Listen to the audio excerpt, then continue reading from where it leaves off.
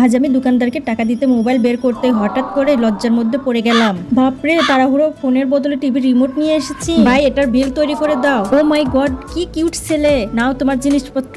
Thank you. আর আমি ওই জায়গা থেকে দৌড়ে চলে আসি। প্রথম দেখাতেই প্রেমে পড়ে গেছি মনে হচ্ছে।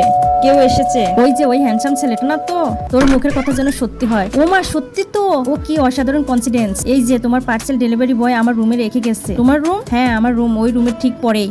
আজ শিফট হয়েছি। ও আচ্ছা। আরে বাহ, ওনার স্মৃতি তো আমার বান্ধবীকে এত কষ্ট দিয়েছে, আজ সেই প্রেম নিজেই বাড়িতে এসে ধরা দিয়েছে। তা বলছিলাম, এখন তো আমরা দুজন প্রতিবেশী, তাই আমাদের নম্বর এক্সচেঞ্জ করে নেওয়া উচিত, তাই না? হ্যাঁ, অবশ্যই। ওয়াও মিলি, সত্যি প্রেম নিজে বাড়িতে এসে হাজিরা দিয়েছে। রাতে একটু একটু করে পরিচিত হওয়ার পর পরের দিন আমি ওর বাড়িতে যাই। এটা এই কলোনির আশেপাশের ম্যাপ। এতে আমি সবকিছু পরিষ্কার করে চিহ্নিত করেছি, রেস্টুরেন্ট, ক্লাব আর পার্কিং। যদি কিছু বুঝতে অসুবিধা হয় তাহলে আমার বাড়িতে এসে তুমি জিজ্ঞাসা করতে পারো। এরপর কি বাই হয় দেখতে বাই। ভিডিওতে আরে লাইক থ্যাংক দিয়ে ইউ। চ্যানেলটি সাবস্ক্রাইব করে কমেন্টে লিখো নেক্সট পার্ট।